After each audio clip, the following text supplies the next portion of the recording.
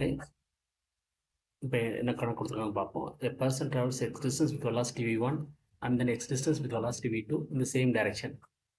The average velocity of the person is v.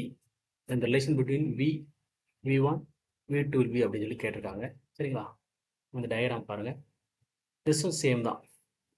First X டிஸ்டன்ஸை v1 வெலாசிட்டியில் போகிறாங்க. அடுத்து இன்னொரு distance எக்ஸ்ன்ற டிஸ்டன்ஸை v2 வெலாசிட்டியில் போகிறாங்க. சரிங்களா? நமக்கு தெரியும் average velocity is equal to total displacement divided by total time. வெலாசிட்டிக்கு formula distance divided by time.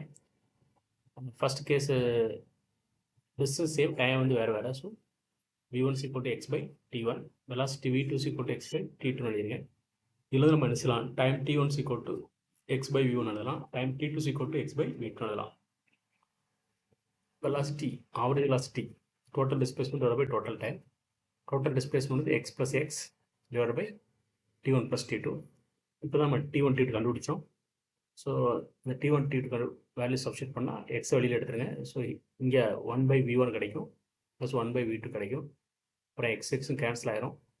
So 2 divided by 1 by v1 plus 1 by v2 இருக்கும்.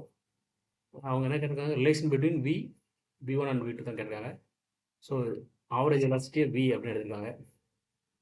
நான் இங்கே இந்த இடத்துல v ஆவரேஜ் எழுதியிருக்கேன். ஸோ இந்த v ஆவரேஜ் என்ன செய்யுங்க, கீழே கொண்டு வந்துருங்க.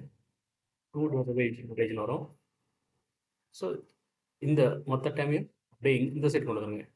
கொண்டு வந்தீங்கன்னா equal to 1 by v1 plus 1 by v2 கிடைக்கும். சரிங்களா? இதில் முக்கியமானது இந்த டிஸ்டன்ஸ் சேம்.